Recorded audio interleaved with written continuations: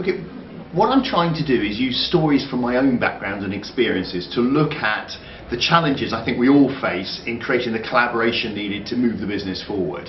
And I guess I look at four kind of broad areas. The first one says collaboration requires people to understand each other better than they do at the moment, and I use some examples from customer understanding to show the types of more in-depth knowledge we need of each other in order to create collaboration. The second thing I look at is then the platform for that collaboration. For the sake of what are we collaborating? And if you can set that in terms of the benefit you are bringing to the other party, that's when you create the stronger collaboration. And there's lots of lessons from consumer goods and brands in that kind of area. The third challenge around collaboration is the ability to collaborate with people outside your organisation to bring in new thinking. And I use some examples of things like using a yacht designer to put beds in aeroplanes, and other examples of where somebody else, even though they're not in your industry or discipline, could provide you with some good input to what you were trying to do. And then the fourth and final challenge is how we actually work with each other. And collaboration is not just about communication, and I think in my experience it went way beyond that, and it was into models about how you make it easy for people, for example, to fulfill the behaviour changes that you're asking them for. It's about things like providing them with the tools for the job. It's about how you organise yourself against the customer instead of against your operation, and a number of other factors in there as well. So in summary, kind of four areas really: understanding each other better, creating a new platform, bringing in thinking from outside, and changing the way we actually engage with each other.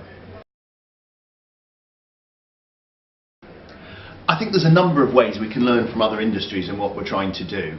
I mean, any business problem or any issue that we face can always be boiled down to a generic statement of what the problem is without it being specific to our industry or our company or our discipline. And by doing that, you open the door to looking for other people who might be experts. So instead of talking about putting beds in aeroplanes, you talk about creating comfort in a small space.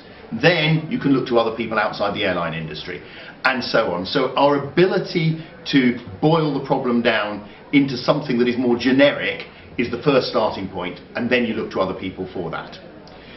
The second thing is to say, why not actually look for learnings from other places about collaboration? You know, we've seen lots of examples at the conference of collaboration, whether it's from theatre emergency teams to sports teams to the lifeboat people, and all of those people have some tremendous lessons we can learn in collaboration. I'm going to use an example myself of a relay baton changeover from a sprint relay, and showing how the principles of the baton changeover can equally apply to two teams collaborating at work. So the key is to be open-minded enough to recognise that your issue is not unique to yourself, and it's not unique to your discipline or to your industry. And if you can open up the definition of your problem, then you'll always find lots of ideas from other places.